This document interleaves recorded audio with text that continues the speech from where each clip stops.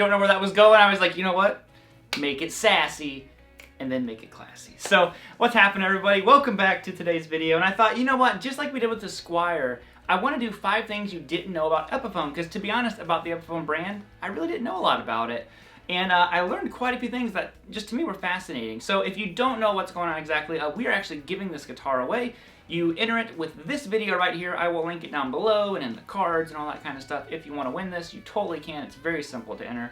And basically, the other day I did a video kind of demoing it, and I didn't realize I need to kind of right a wrong here, because, well, I'm an idiot. And I didn't realize this thing has switches on it, like push-pulls. And you can go out of phase, coil split. It made the guitar even better. Like, I was like, what? People kept commenting on it. And I was like, I didn't know it did all that, and then it's pretty cool. So you can get that real, like, pagey. Oh, drops your volume.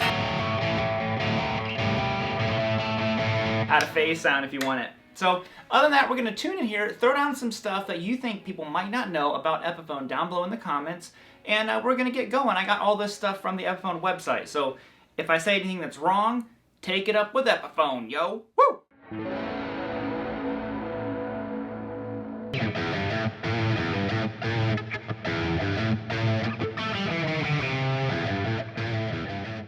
First things first is, I think a lot of people might not realize how long Epiphone's been around. I'm not saying a lot of people don't know that Epiphone has been around for a very long time, but if you're like me, I didn't realize that they started in the 1800s. 1873 is actually where technically the Epiphone company started. They weren't under the Epiphone name, but it was the same family that eventually turned it into Epiphone.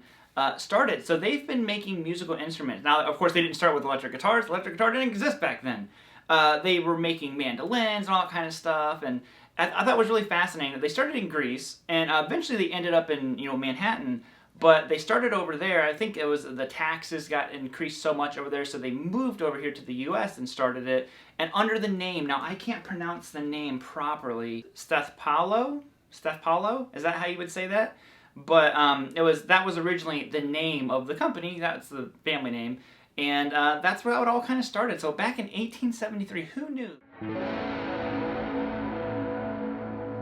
Alright, so let's talk about when the name Epiphone actually became a thing. Because like I said, it originally wasn't called Epiphone. Now, what happened was, once they moved over to the US, one of the original founder's sons, Epi, took over the company. And he started kind of like rebranding the company. He was already an apprentice and kind of like getting more renowned for his just innovative thinking about a lot of stuff, and he came up with something for a banjo. So basically, when they came over here, their banjos ended up becoming their like big ticket item. Like, they weren't even really like making guitars and stuff yet. The banjo is what they were known for all pre-war.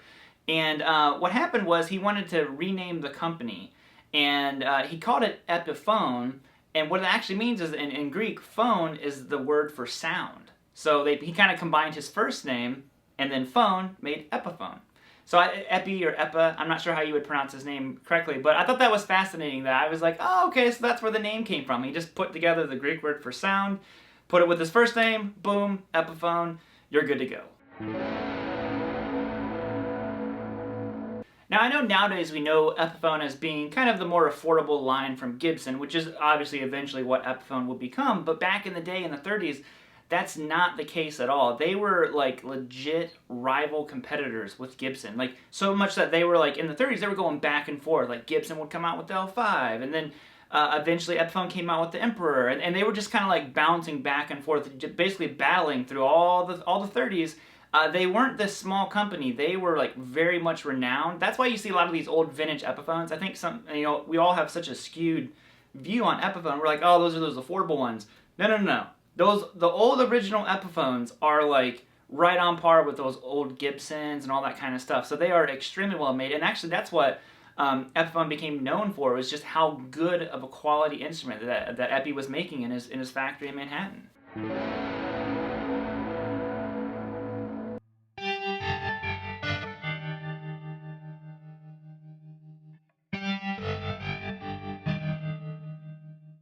Alright, now one of the huge turning points for Epiphone was, and this isn't for the better, unfortunately, was of course the war. When the war happened, all that kind of stuff, it really just changed everything, of course. But unfortunately, Epi ended up passing away of leukemia. So they lost their best asset at that point, and the company went over to like the brothers and stuff to take over. And right away, it was kind of like, oh, okay, you could just see how important he was to the company.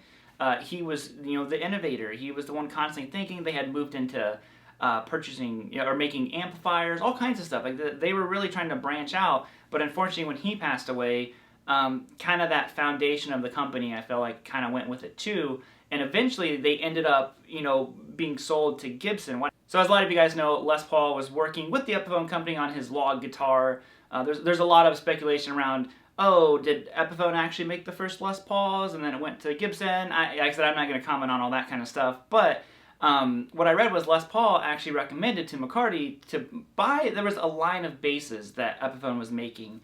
And it turns out McCarty ended up talking to the Stuff Paulo. Again, I'm not sure how to pronounce that. Last brother that was kind of the owning brother of the company, and he just wanted to purchase the line. And he actually came back with an offer. He's like, how about you buy all of Epiphone? Just buy the company and you can have our remaining stock that we have of everything. So, that is really where the purchase of Epiphone happened. I don't even think Gibson had thought about buying, all of Epiphone. They just wanted the particular line that they were making. Now, another thing that a lot of players, especially younger players, might not realize, now we see Epiphones, a lot of them, like this one's made in China and all that kind of stuff, but they didn't start out that way. Epiphone was originally made here in the USA, of course, when they were just Epiphone by themselves, but even after Gibson purchased them, they were still made in Kalamazoo. They've always, when they were under Gibson, I believe, been marketed as a more affordable alternative to Gibson, but they were originally made here, and what happened was the price of stuff, like, I know that Epiphone had moved from Manhattan to, I can't remember where they moved to, but it was basically trying to escape, all the union stuff that was going on. And then when Gibson purchased them, they went to Kalamazoo. And I think it was too expensive to try to make this affordable line here in the U.S., so they eventually went to Japan. And then they were made in Japan for a while. Japan got too expensive. They went to Korea, and obviously now a lot of them, I don't know if there's any still made in Korea. There could be, but I think most of them are made in China now. So I think it was kind of interesting to see, like, they were originally still made here in the U.S. even after Gibson purchased them. It's just they went to Japan, then Korea, and eventually China. So there you guys have just some fun facts. If you're a total guitar nerd like me, I just like learning about this stuff, about the brands, because as a person, I started playing in the early 2000s, 2005.